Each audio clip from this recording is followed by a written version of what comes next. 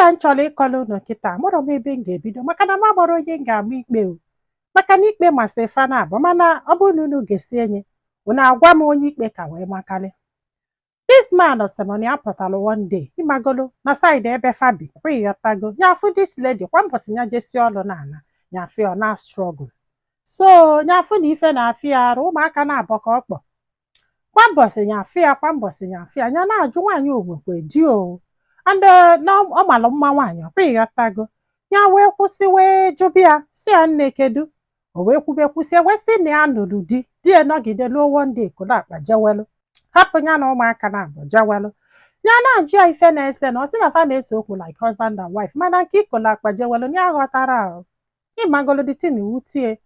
olukwe the next time ya fụrụ ya nye ya ego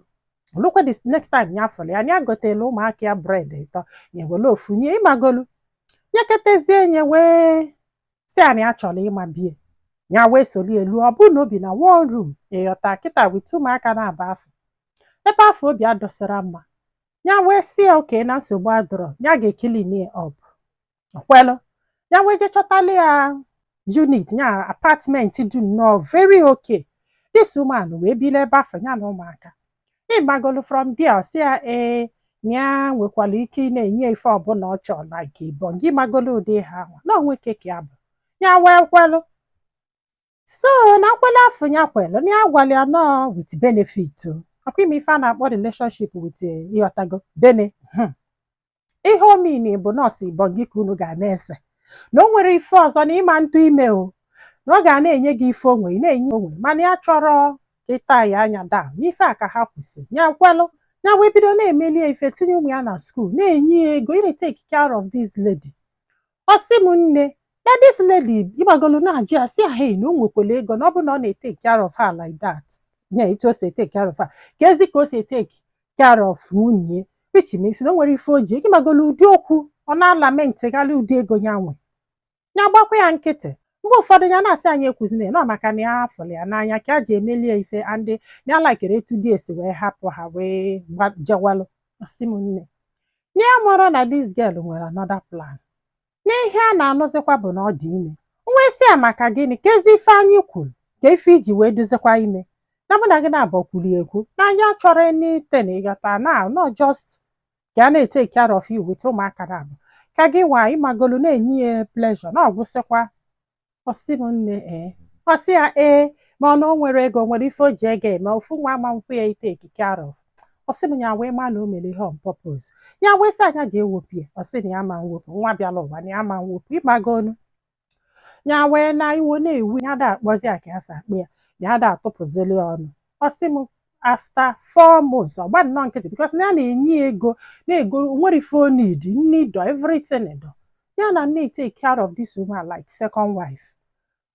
ọ sị na ịmakwa iwe this lady delie na test na ọ bụ na ọ bịa ka ha kwuo etu a ga-esi take care of nwa na ya ga-ebula afọ bịa zụkọ nwunye afọ ịghọtago which means ịgbasaziri ya marriage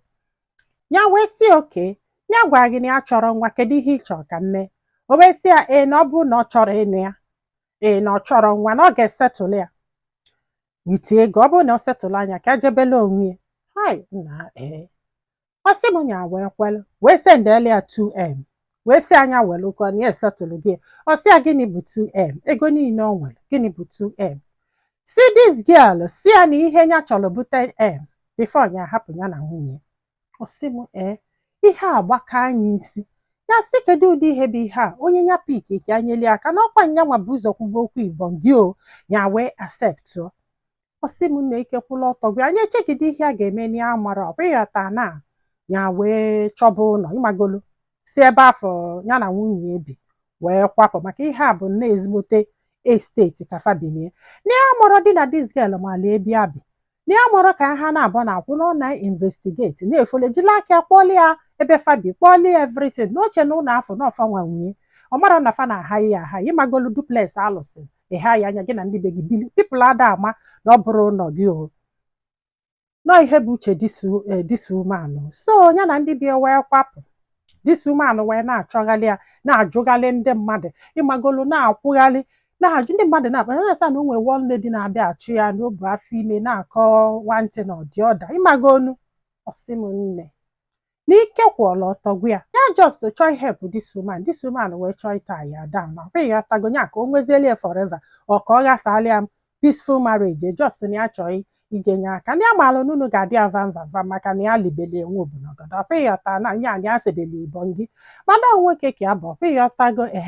na o nwere ndị na-ese ya bụ ibon gị ma gị nye ego once jawalụ mana ya nọ chenjieli ụlọ bidola ụmụ ya akwụkwọ nye ya ego ịgbagolu na-eteki arọ fa ọ chọzịa ka oke ikwu onye. Ọ sị m nne n'ike kwụọla ọtọ gwa ya n'ife a chọrọ ịma kịta bụ